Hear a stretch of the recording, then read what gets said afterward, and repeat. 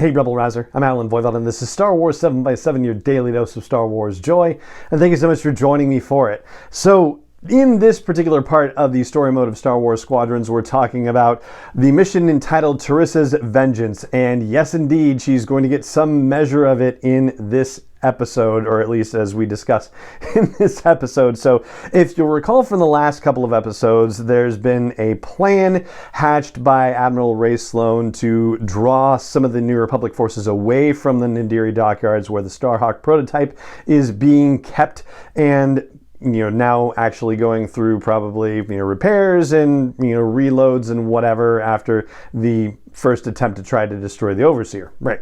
So now we are at the mission called Terisa's Vengeance, where she is going to go to the Ringali Nebula, which is where the Nadiri dockyards are, and try to destroy the Starhawk, especially using all that beradium munition stuff that they stole from the munitions outpost back in, the couple episodes ago. In your briefing, you find out that there's only a token defense in place right now because the New Republic has responded to Mon Cala and Gorse and Onderon.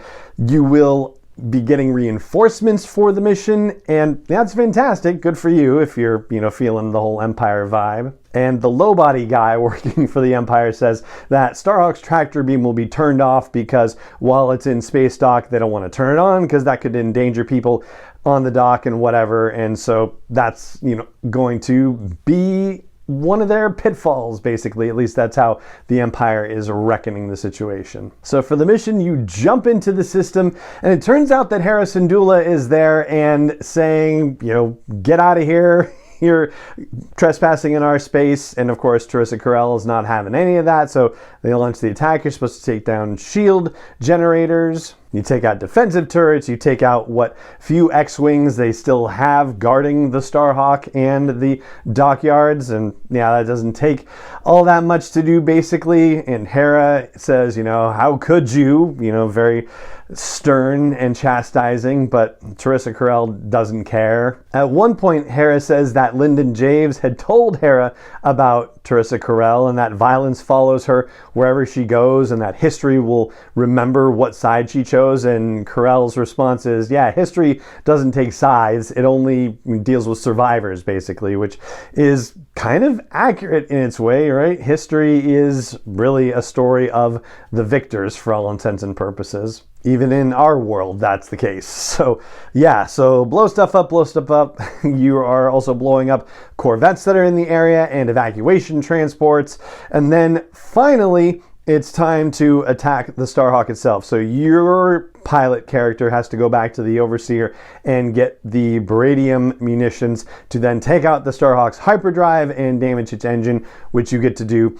And once that damage is done, then Terisa Carell and the Overseer get to close in for the kill. And just as they are launching munitions that will hopefully, destroy the thing, and Carell is musing about Lyndon Javes and how, when your people needed you, you weren't here, and is there anybody you won't turn your back on? Very dramatic, right? So the missiles are flying toward the Starhawk, and suddenly jumping into the system is Lyndon Javes. He arrives in one of those MC-75 Mon Cala type ships, basically like the one that Admiral Raddus had in Rogue One, the Profundity, right?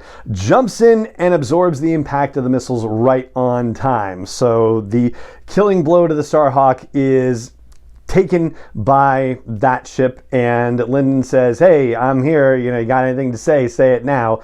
And Carell is not happy with this and just asks her ship, or orders her ship, just unload all stations, just unload everything.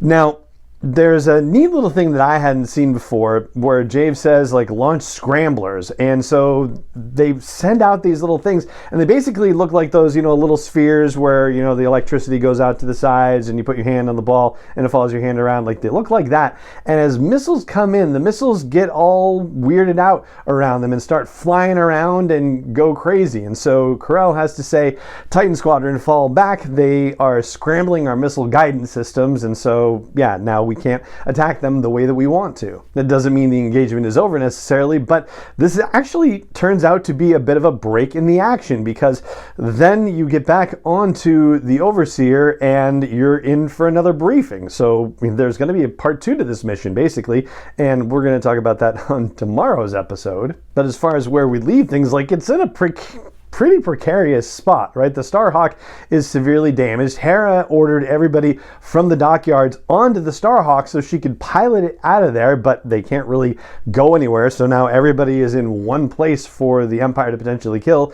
And the Star Cruiser that Javes piloted into the system has taken some pretty heavy hits as it is. We don't know the extent of the damage just yet, but yeah, this doesn't look very good for our heroes right now. So we'll talk about how it turns out in tomorrow's episode, which means that's going to do it for today's episode of the show.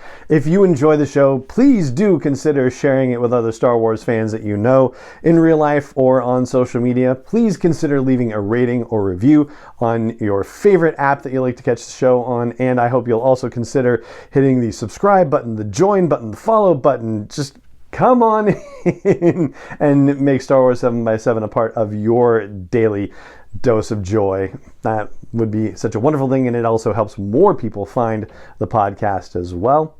And it just remains for me to say thank you so much for joining me for this episode of the podcast, as always, and may the Force be with you wherever in the world you may be.